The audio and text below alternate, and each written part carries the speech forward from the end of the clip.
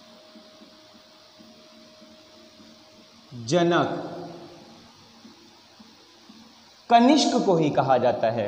Next point अगर देखें तो भारत व चीन के मध्य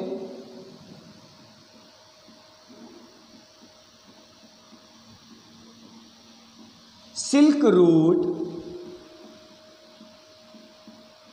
जिसे रेशम मार्ग कहा जाता है, की स्थापना किसने करवाई? कनिष्क ने करवाई। एक कहावत है दोस्तों, एक कहानी है कि चीनी जनरल पान चाउ ने कनिष्क को पराजित किया था। लिख लेंगे, चीनी जनरल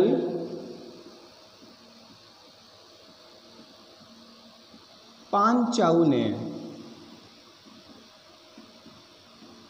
कनिष्क को पराजित किया।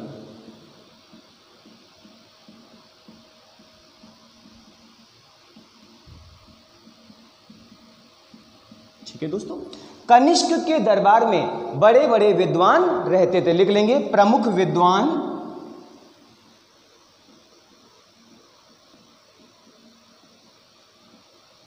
इसमें अगर पहले देखे जाएं तो ये हैं आपके पार्श्व, अगर दूसरे देखें तो ये हैं वसुमित्र।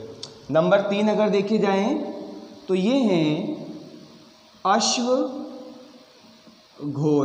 और अश्वघोष ने बुद्ध चरित्र की रचना की है, जिसे बौद्ध धर्म की रामायण कहा जाता है। अगर चौथा देखा जाए तो ये हैं आपके चरक, और चरक जो थे ये कनिष्क के कौन थे? राजवैद्य थे। और अगर पांचवे देखे जाएं तो ये हैं आपके नागार्जुन, और इनकी पुस्तक का नाम है माध्यमिका रेखा। इन्हें भारत का अल्बर्ट आइंस्टीन कहा जाता है।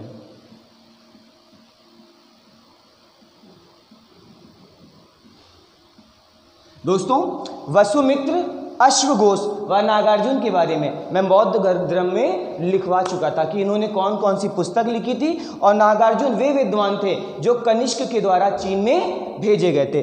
अगर कनिष्क के उत्तराधिकारी को देखा जाए तो कनिष्क का उत्तराधिकारी था होविष्क। ठीक है दोस्तों, और शैव धर्म का अनुयायी था।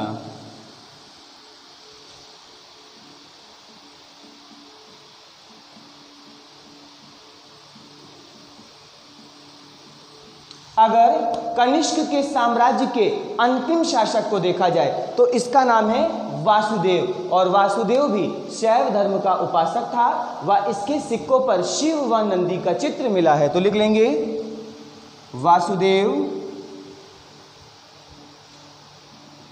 अंतिम शासक,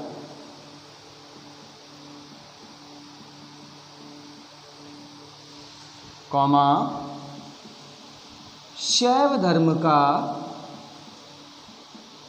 अनुयायी। ठीक है दोस्तों, और इसके सिक्कों पर शिव व नंदी का चित्र मिला है।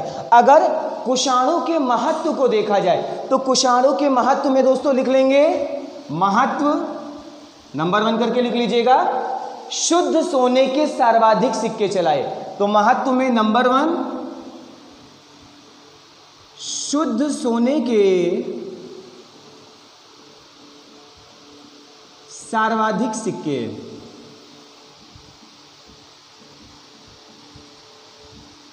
अगर दूसरा देखा जाएगा तो तांबे के सिक्कों का सर्वाधिक प्रचलन। लिख लेंगे, तांबे के सिक्के सर्वाधिक।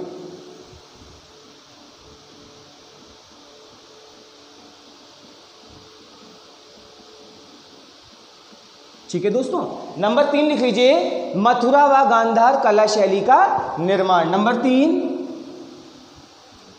मथुरा व गांधार कला का निर्माण।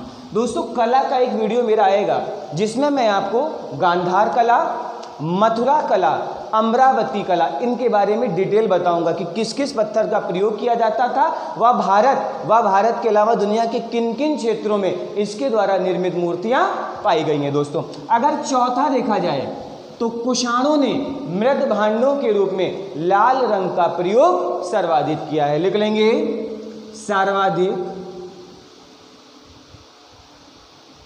लाल रंग का प्रयोग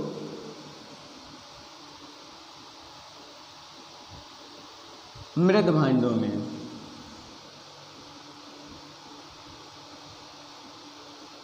तो दोस्तों यहां पर हमारा मौर्योत्तर काल में भारत में विदेशी आक्रमण का चैप्टर समाप्त होता है। इस चैप्टर में हम लोगों ने प्रमुख 4 वंशों को देखा। अगले वीडियो को दोस्तों जरूर देखिएगा, इसमें मथुरा कला शैली, गांधार कला शैली व अमरावती शैली के बारे में जानकारी प्रदान की जाएगी। तो आपको अगर आज का वीडियो अच्छा लगा हो तो कृपया वीडियो को लाइक करें, चैनल को सब्सक्राइब करें व अधिक से अधिक शेयर करने का कार्य करें। धन्यवाद।